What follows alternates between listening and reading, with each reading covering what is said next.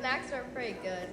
One thing I really like about church is meeting other people who are interested in social change and improvements in our community and feeling energized, talking to them about new ideas and things that everybody's doing. Doing this, I'm having a blast, and Kathy says it's because it looks like a party. And since I'm 63% Irish, that would make sense. The favorite thing about church is What's one thing you like about church? Community. I really like the people and feeling of that it is endlessly curious. I love that I feel at home here as a seeker. I think that's what my religion is, and I feel okay that I am a seeker. I feel very welcome and home and peaceful here in my spiritual quest. One of my favorite things about services at First Unitarian is Pablo's continual live soundtrack to the whole service. It adds a great element. What's one thing you like about First Unitarian? snacks. For snacks. What's one thing you like? I like the Oreos, but I also like how everybody's so kind and including. How people connect with friendship and family. And maybe some people don't even know each other, but they still act like they're family. And I love that about this place. What's one thing you like about First Unitarian? I like, as a parent, that there is religious education on sex ed and anti-racism and gender inclusion. Hello, folks. This is Irene. And what I love about the First Unitarian Church is the art gallery. We're having a Member and Friends show right now to celebrate the path of totality for the solar eclipse. We have great fun together. I'm Carol, and one thing I love about Unitarian is that it draws me out and makes me conscious of connections with everybody in the world and the environment and social justice, and takes me out of my little free time. Really appreciate the OWL program for our kids. I think it's a really unique opportunity for kids to discuss topics that can be challenging and difficult and fun and exciting and really important for their growth, and they can't get it anywhere else. What do you like about First Unitarian? It's like a place that I can go where everybody's gonna listen and like not be judgmental. The moment I came to Winter Solstice celebration, I felt like I came home. What's about First Unitarian? I really love that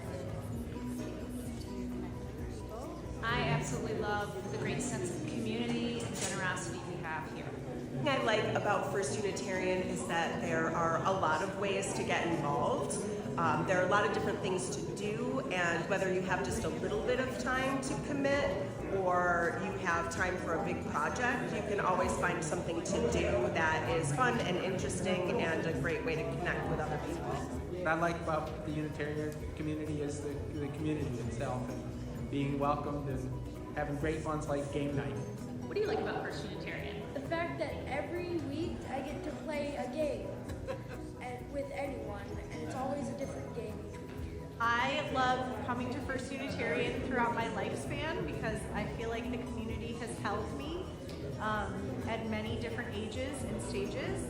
I like bringing my children here because I get to see them create and flourish and explore their own person and their own spirituality, and I love watching the community change and grow.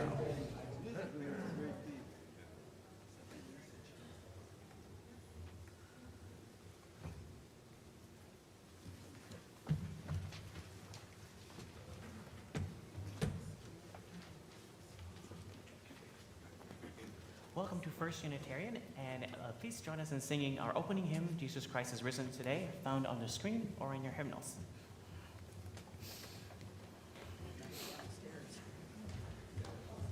Oh, we are the disembodied voice from up here today. Don't look behind the curtain.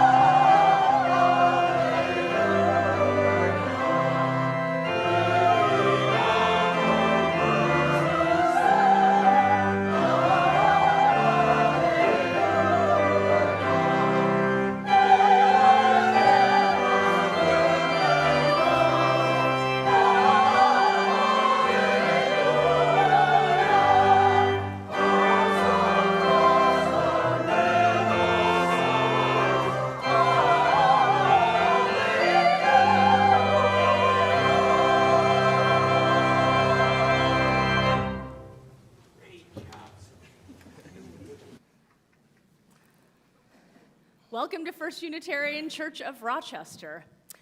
It's our music director Pablo's second Easter here, and so for the second year, he's been like, Shari, can we sing this song at the Unitarian Universalist congregation?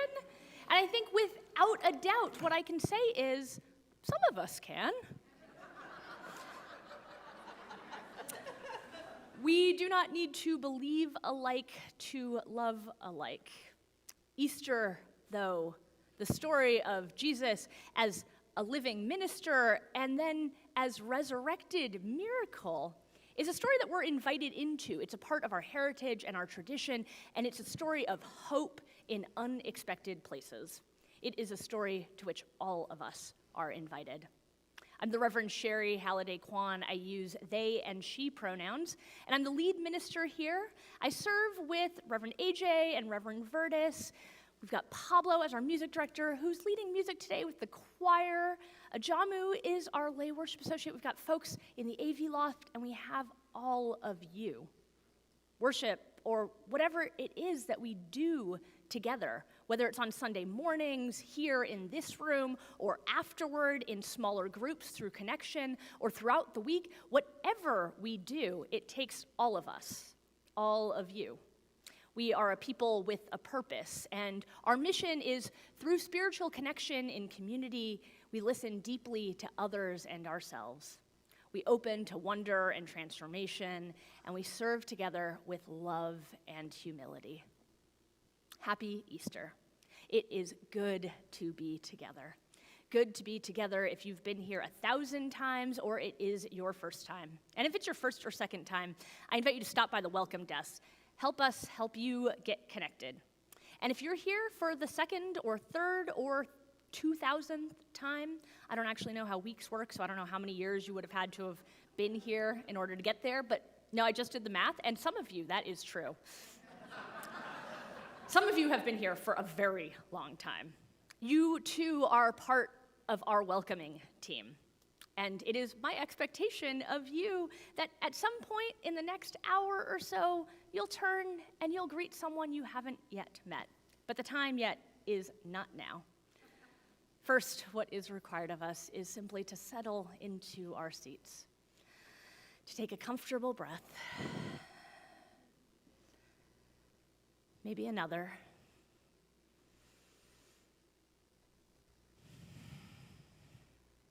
Cindy's going to light our chalice for us, and we'll join in unison words and then rise once again to sing.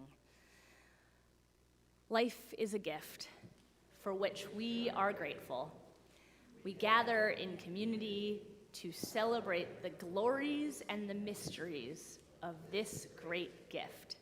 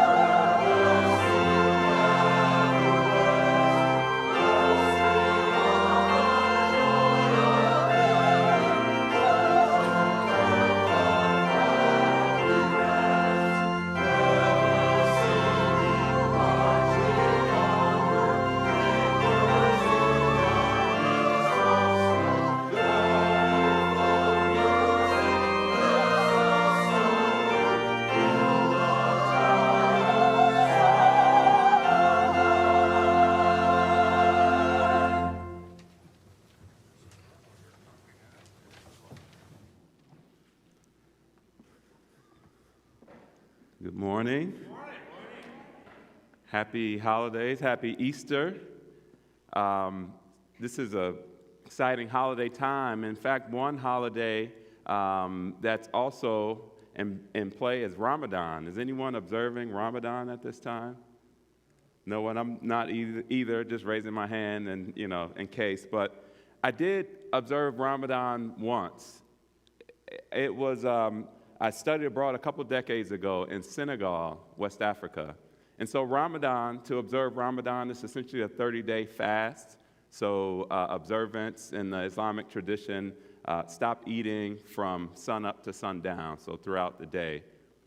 So I studied abroad in Senegal. Senegal is a Muslim country, so not government, but predominantly Muslim country. So while I was there, it was my first time studying abroad. I lived with the host family. So really in solidarity with my family, with the community around me, I decided to observe Ramadan. So in West Africa, observing, I experienced hunger. It were long, hot days in Senegal. It was challenging. But over time, I began to experience a sense of awareness, a sense of noticing. It was a mindful experience for me as I noticed my hunger, but also began to notice more of the environment around me. It was a time of solidarity, not only with my family and friends that were experiencing the same thing. I began to feel a connection with the entire community around me, even as I'm on the bus observing individuals praying on the corners, etc., and having a sense of this shared experience of depravity, of quiet, of peace that we shared by observing Ramadan together. And in many ways, isn't this why we come to church? Because whether we believe the same things or not, we can have a sense of shared experience, an experience that is comforting, that is spiritually enriching, that helps to support us throughout our weeks. And so with that, please rise and greet your neighbor and share a time where you experience a sense of connection with others, perhaps at a time that was unexpected. And listen for the music to know when it's time to return to our seats. All right.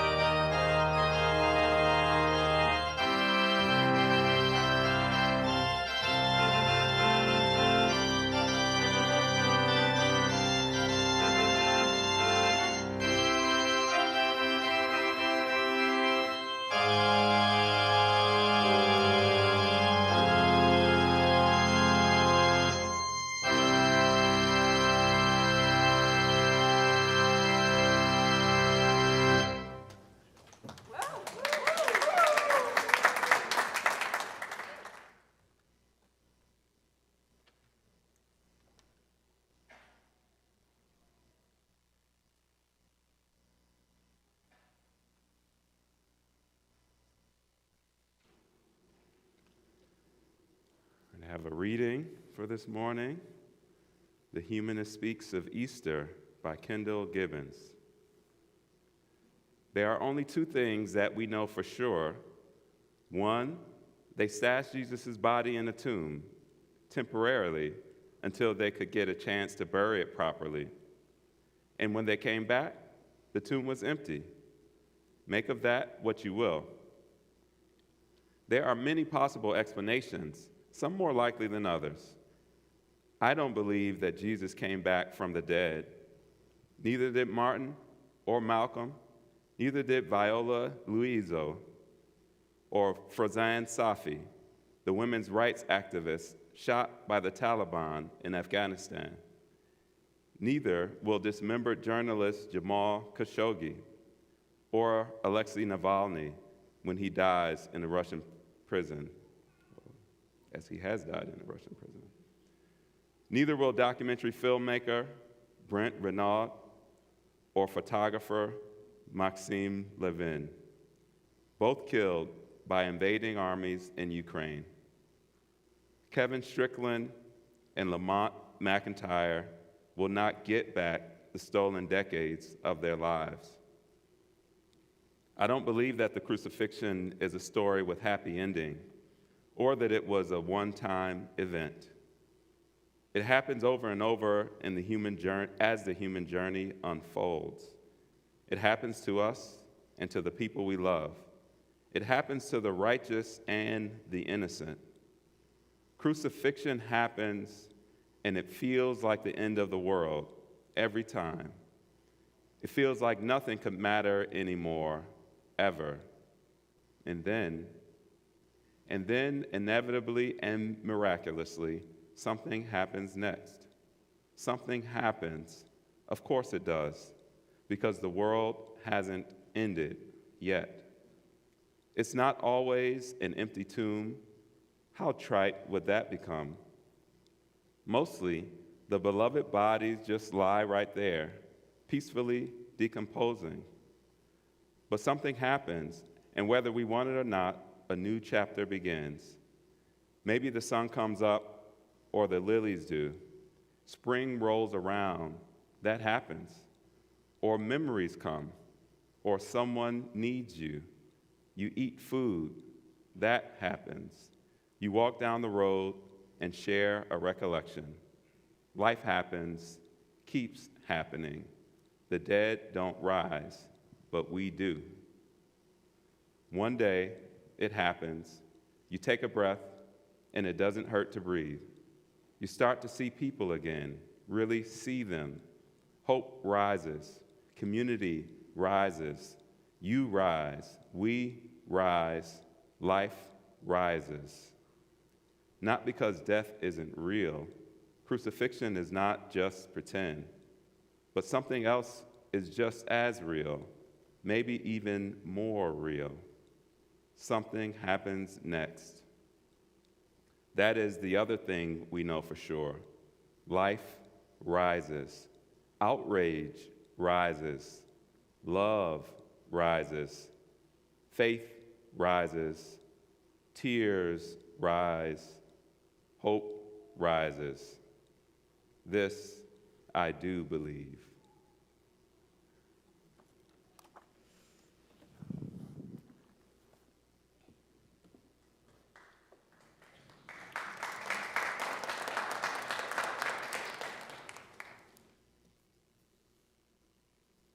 Only two things we know for sure, writes Kendall Gibbons.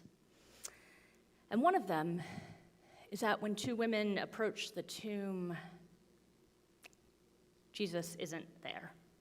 This is the first account of what happens after Jesus dies, the first account written in the context of the fall of the Second Temple, written in the context of an oppressed people. Jewish people, subjects of the Roman Empire, trying to find hope, but not yet sure what form it will take, knowing that there will be something, but that something is held only by nothing. This period of time, well, It's the time of a lot of sacred texts. Times of trauma and loss are places where we find hope and sparks of possibility across many religious traditions.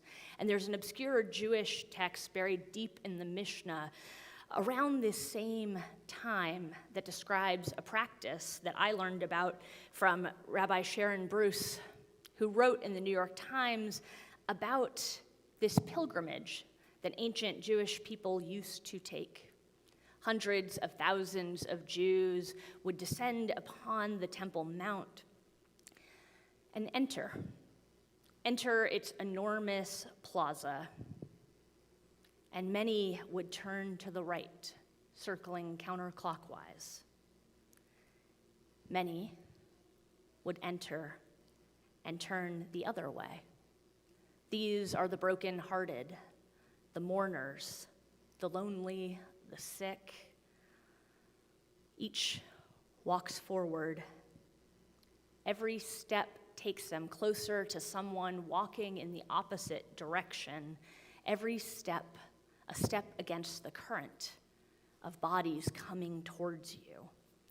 This ritual walk to the left, this ritual walk to the right, was a series of encounters. The brokenhearted, the lonely, the sick would meet the others. And that person would look into your eyes and say, "What happened to you? Why does your heart ache?" Perhaps you might say, "My father died," or "My child is sick," or "My partner left.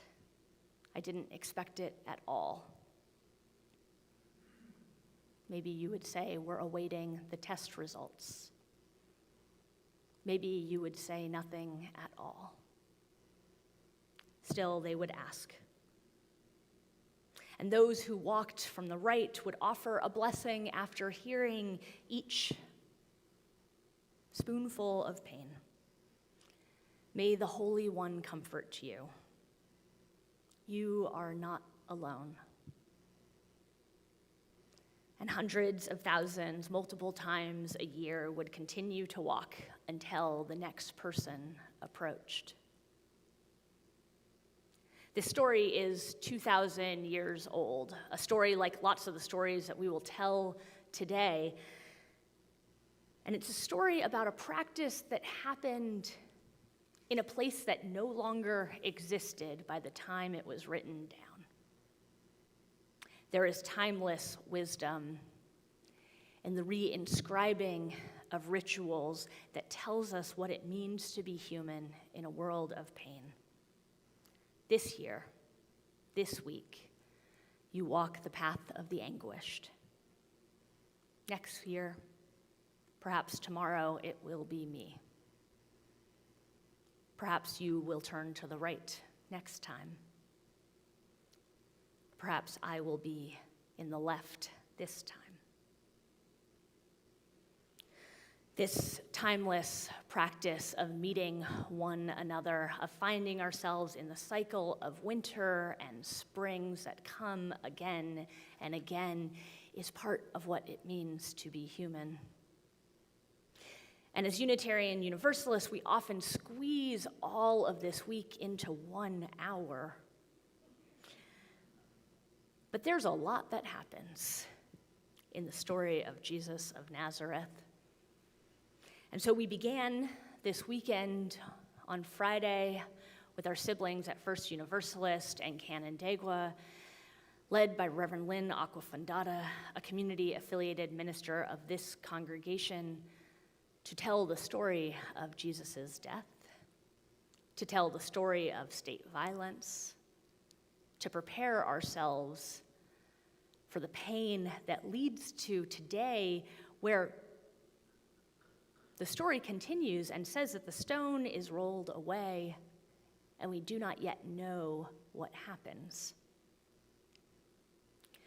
We squeeze so much into 1 hour, so much diversity of belief, so many experiences of pain and resilience.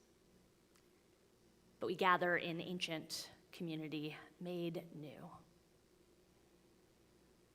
And so today, instead of coming forward to light candles as we normally do, I invite you to find someone you don't yet know, someone to sit next to, if only for a moment. You will not have to spill your whole heart or life, but someone to sit next to, just for a moment. And I know many of you, if not all, so I do know if you're sitting next to someone you know. So I will wait. Find someone.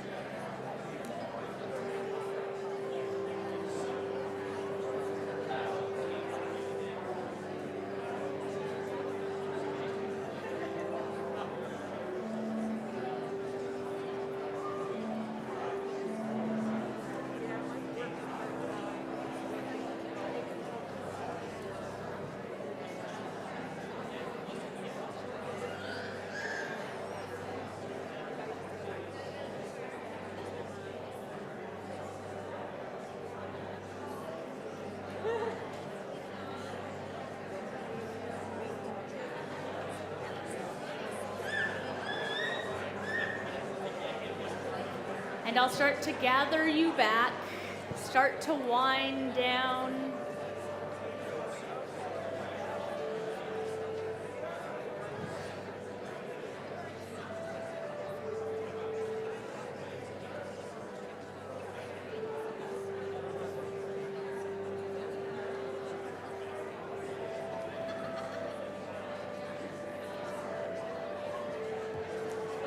I invite you to return to your seat.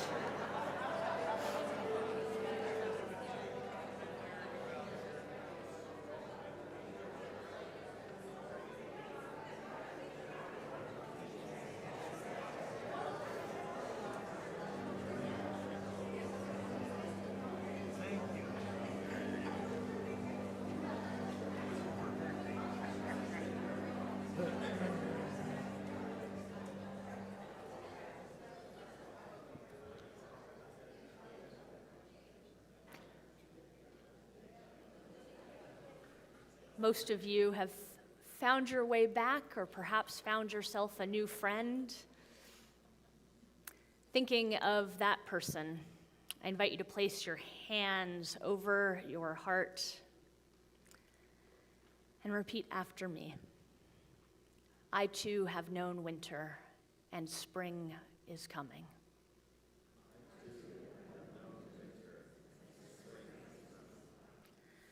Will you pray with me? Spirit of love, God of many names, no name at all, and one abundant love.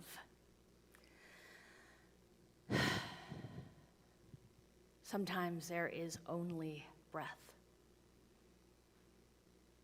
We come here knowing that we are not perfect and that we do not have to be. None of us need to enter into here believing differently than we do.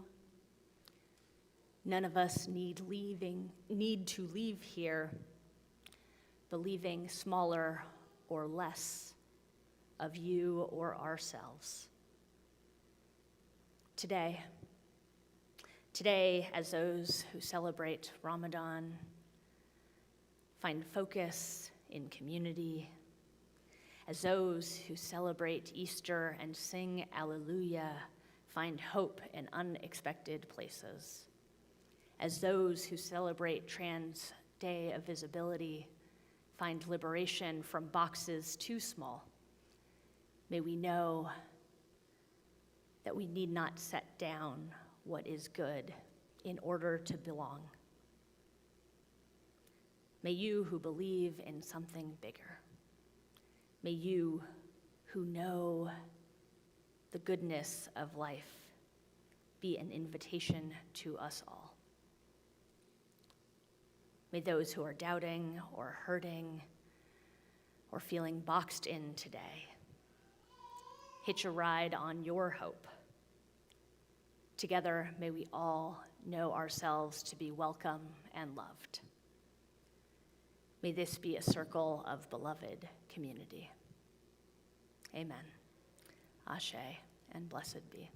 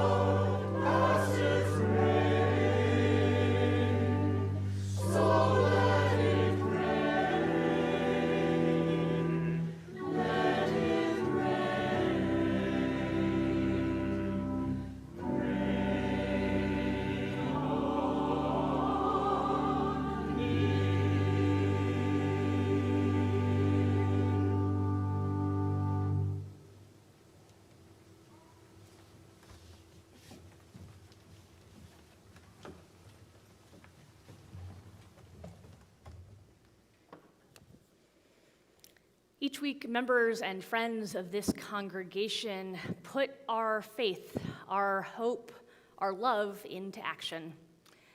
We respond in part to our gathering by collectively assembling our material resources, giving money to support the work and witness of this church, but also that of a partner organization, some other entity in the world doing the work of love and justice.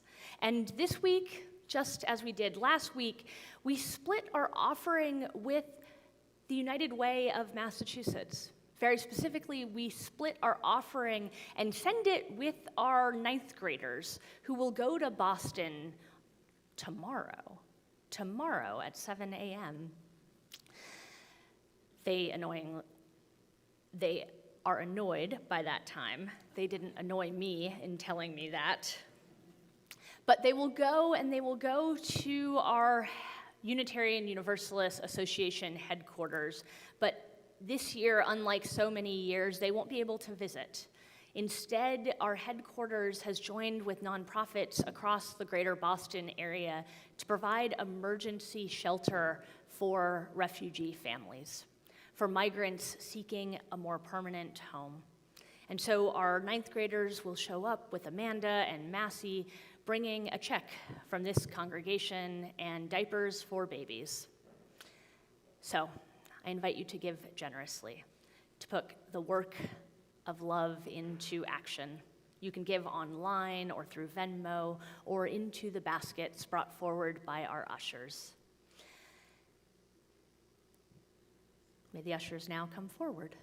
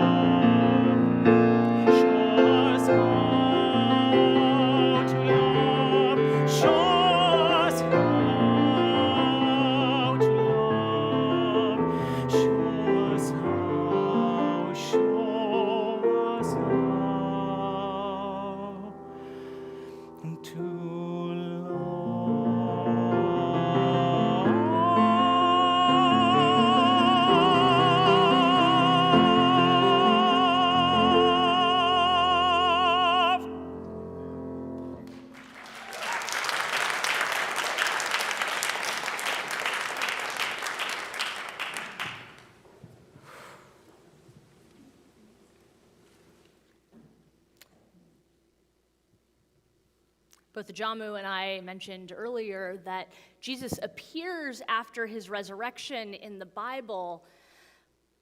Well, first, he doesn't appear. Let me roll back the story a little bit. So, Jesus is killed on Friday, and then on Sunday, three women, they go to wash his body, to care for the dead, as would be their custom. But he is not there. A mysterious man tells them that he is not here, the body is not here, and the tomb is empty. This is a story that comes from Mark, from the earliest of the Gospels. But there are others. After Jesus' death, in what we now know as, in the context of these stories, resurrection, Jesus appears along friends, walking, not sure where to go, but knowing that they can't stay where they are.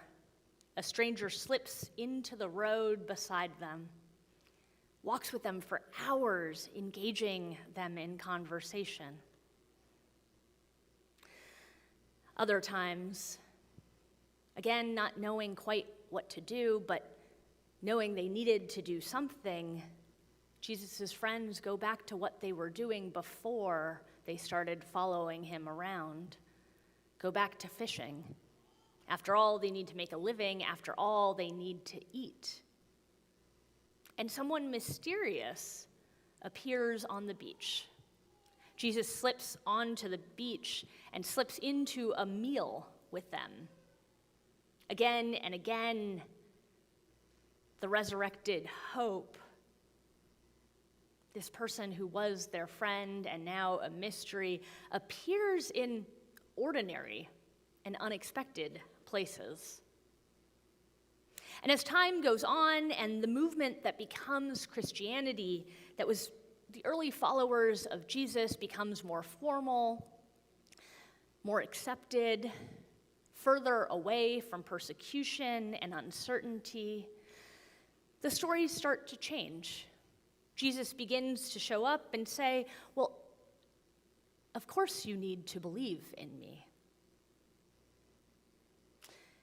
As Christianity and the early Jesus followers become more formal, declarations of belief become Jesus' most frequent manifestation. But these aren't the earliest, the oldest, or the only ones. Christianity that now often, but not only, cloaks itself in an American flag and parades under a banner of nationalism here in this country, offers the hope of empire, of formal power, of national recognition. But this is not the hope that comes to the earlier followers. After all, their friend Jesus was charged with criminal charges. After all, their friend Jesus was not just charged, but tried in a fair and legal trial. After all, their friend Jesus was convicted of all of the charges brought before him. And their friend Jesus was executed by state power. The early Jesus followers found hope not in empire, but sneaking in alongside them on the road, sneaking in alongside them on the beach and at meals again and again and again in mysterious ways. For now the 5th year in a row of serving this congregation, my wife asked me a few days prior, how Jesus-y was Easter going to be exactly? Could we just talk about spring this year?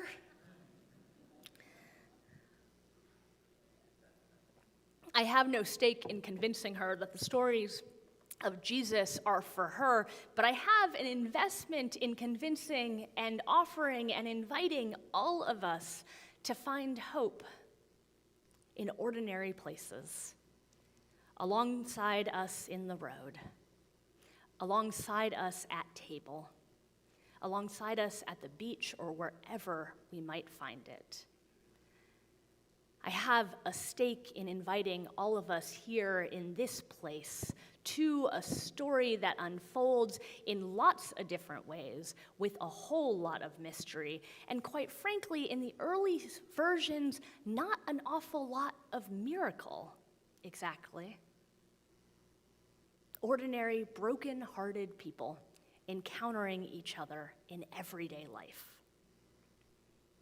My wife, who wants to know if Easter can be not so Jesus-y this year, has taken also to talking when that rare occurrence happens in Rochester and sunbeams flow through clouds of Godlight.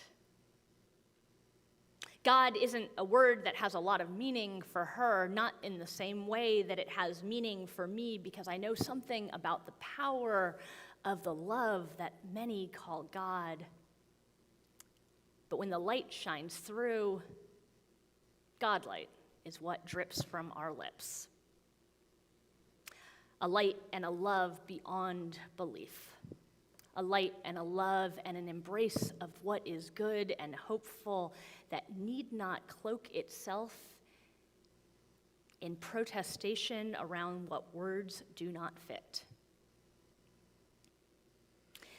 The story of the ancient Jews who gather to turn in heartbreak, who find through ritual practice that when there is pain, we are called to turn toward community, is also a call to each of us. That with presence, with possibility, with Godlight, with resurrection dripping from our lips, we turn to community to find sparks of hope.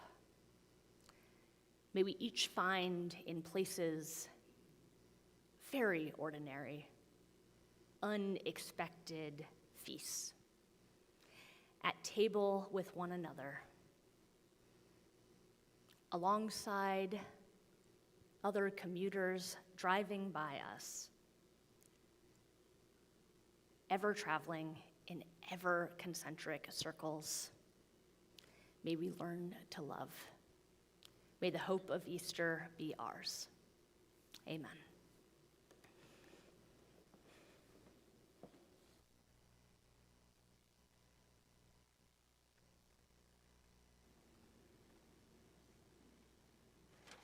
Please rise and embody our spirit as we sing Breaths, number 101 in our hymnals, or up on the slideshow. Come on up, choir.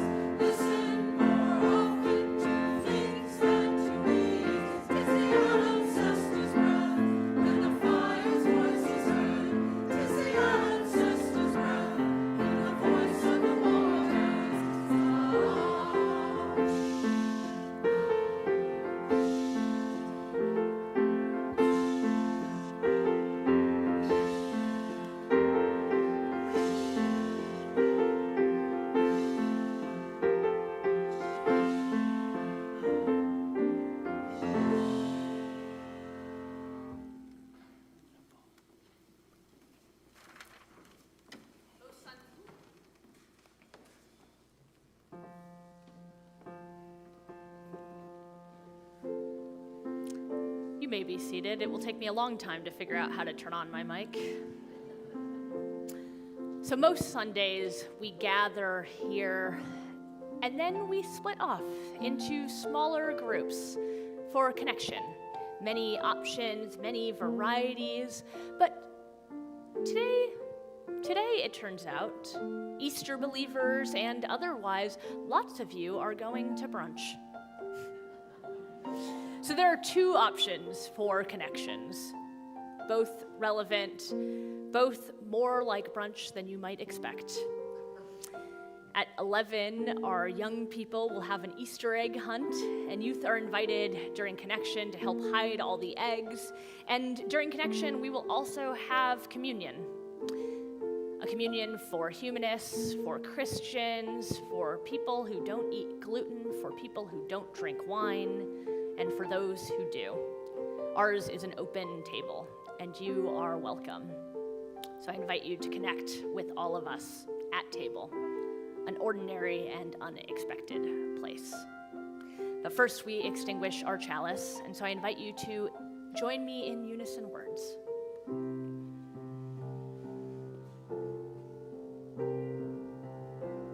We extinguish this flame, but not the light of truth, the warmth of community, or the fire of commitment.